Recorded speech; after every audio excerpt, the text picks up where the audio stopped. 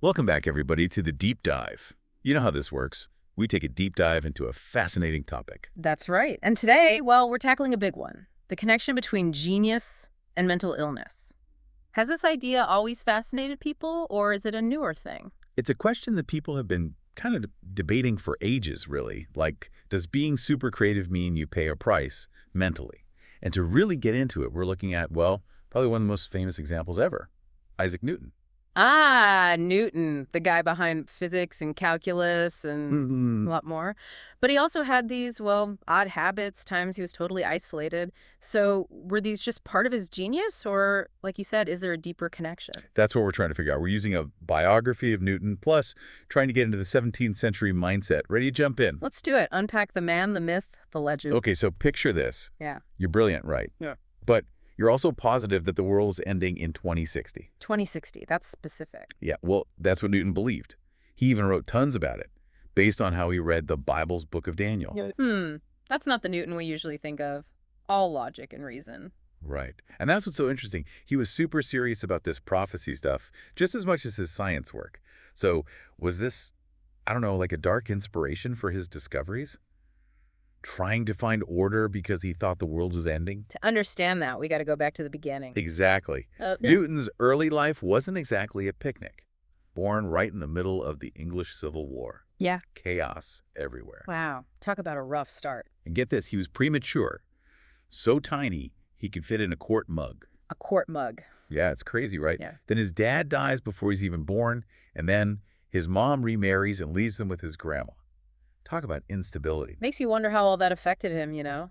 Loss, feeling abandoned, the world being unpredictable. Maybe that made him crave order and control even more in his work. That's a good point. And even as a kid, Newton was fascinated by how things worked. Always building stuff, sundials, little windmills powered by mice, you name it. So he wasn't just watching the world go by. He was trying to take it apart and see how it ticked. Classic sign of a curious mind that need to know how things work. It drives a lot of great thinkers. Fast forward to college, Cambridge. He wasn't a star student right away, actually. Kind of average. Until he discovered advanced math. It's like he found his language. Exactly. Yeah. Suddenly, he's devouring complex books, teaching himself geometry because the regular classes weren't enough. To some people, they need that extra challenge, that spark, to really get going. Sounds like math was that for Newton. It gave him a way to understand the world like nothing else had before. There's even this story about him and an astrology diagram. He couldn't figure it out, and it bugged him so much that he went and bought a whole trigonometry textbook just to decode it. Wait, seriously? Just for one diagram? Yeah, that's intense focus for you. Like, have you ever gotten so into something that you lose track of time completely? Oh, yeah, totally. That's what they call flow state, right? Psychologists say people like Newton might have experienced it way more intensely, which is why they could just dive into their work like that. An intellectual high, you could say. And speaking of high points, that leads us to Newton's Annus Mirabilis, which means Year of Wonders in Latin. Oh, yeah. 1665, 1666. Cambridge closed down because of the plague, so we had to go back home.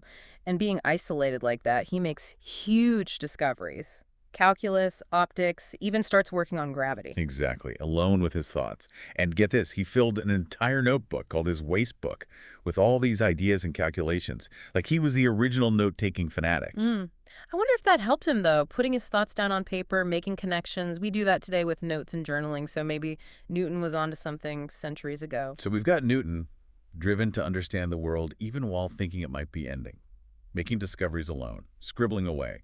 But what about him, his personality? No, that's where things get interesting.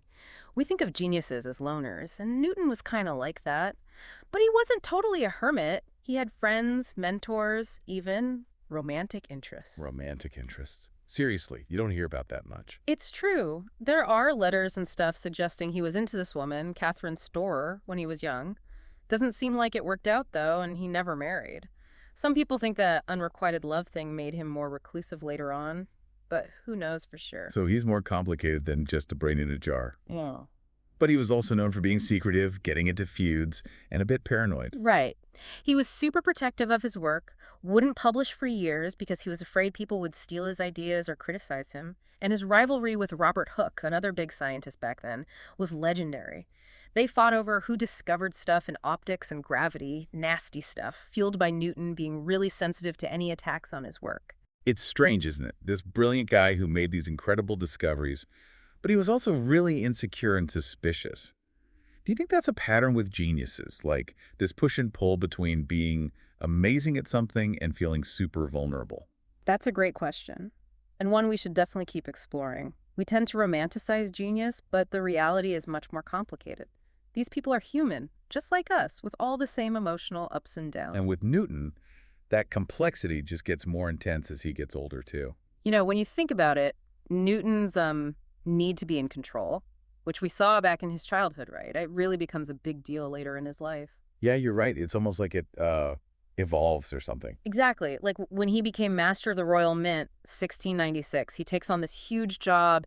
England was in a financial mess, had to redo all its coins. So hold on. The guy who's figuring out the universe and prophecies is now making money. That's a wild turn. It is.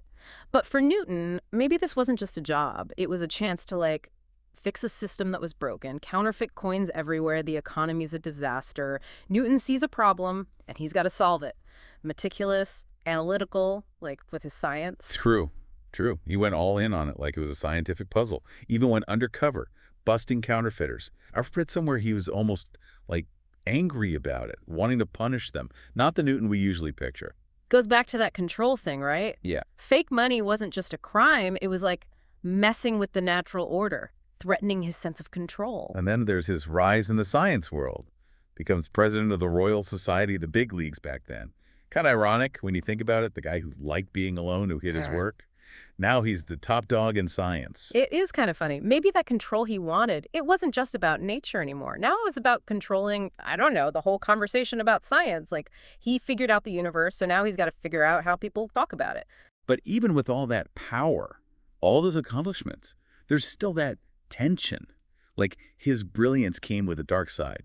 Those feuds, the paranoia. Right. It didn't just go away, did it? Nope, not at all. Even when he's super famous, he's still in these huge fights. That one with Leibniz about who invented calculus went on forever. Hurt his reputation even. Classic Mad Genius's story. Right. Amazing mind, but also troubled. But is it right to call him mad? Like, we can't diagnose someone from centuries ago. Yeah, that's tough. Yeah. We can't just apply what we know about mental health now to someone back then. True, but we could look at how he acted, the patterns, Mm-hmm. and see if there's anything there about genius and mental illness being linked, right? Absolutely. And with Newton, there's stuff that makes you wonder. All the secrecy, hating criticism, being a loner sometimes, and there are even stories about him having a breakdown in the 1690s. Lots of pieces to this puzzle. And even his alchemy stuff seems so opposite of his science, right? Right. But remember how he was obsessed with those end-of-the-world prophecies? Maybe alchemy was similar? It's all about transformation, secret knowledge. Mixing reason and mysticism. Maybe it gave him answers that science couldn't back then. So he's changing the world of physics and math, but he's also messing around with alchemy? That's wild. It is. Makes you realize Newton wasn't just this super rational dude. He was a mix of ideas, scientific and mystical, control freak and insecure. The more we look, the more complicated he gets, which is, I think, the whole point of this mad genius thing. Does being a genius mean you have to think differently, act differently, even if it's kind of messed up, or those separate things that just happen to show up together sometimes? That's the million-dollar question, isn't it? No easy answers. But by really looking at these complicated people, not just making them heroes or villains, we can understand the human mind better. And genius especially. How amazing and messed up it can be. Couldn't have said it better myself. Perfect time to move on to, what Newton's story means for us today, I think. So we've gone deep into Isaac Newton, scientific revolutionary, alchemist, kind of a loner, but also craved being in control. Quite the mix. And the thing is, Newton's story, it's not just history.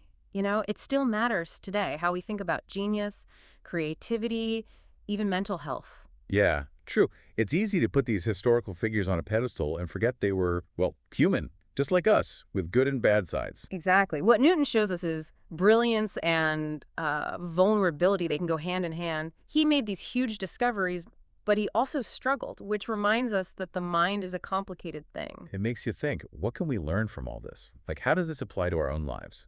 Well, for one thing, I think it tells us that creativity isn't always neat and tidy. We like to think genius is all logic, But Luton shows that intuition, imagination, even being a little eccentric, those can be important for big discoveries too. So maybe it's not about fitting into some perfect genius mold. It's about, I don't know, embracing what makes you unique, the good and the not so good. Totally. And don't forget, taking care of yourself matters too. Newton's struggles show that too much pressure, being isolated, that can be hard on anyone, even a genius. So push yourself, sure, but take breaks, have good people around you, get help if you need it, all that good stuff. Right. And remember, creativity needs the right environment. Newton had intense focus, but he also built on what others had done, worked with other thinkers. Even geniuses don't just appear out of thin air, right? They're shaped by their time, their community, the people who came before them. Which brings us to humility. Newton himself said, "If I have seen further, it is by standing on the shoulders of giants." He knew that knowledge keeps building, changing. We got to learn from the past, question things, keep getting smarter. So wrapping up our Newton deep dive, what's the big takeaway you want folks to remember? I'd say genius isn't just one thing. It's complex, it's curiosity, it's wanting to understand everything. And sometimes, yeah, maybe a little bit of madness thrown in, but it's that human spirit, all the messy, amazing parts of it. That's what pushes us forward, you know? Makes discoveries, creates new things, keeps knowledge growing. Well said. And to everyone listening, I hope this got you thinking.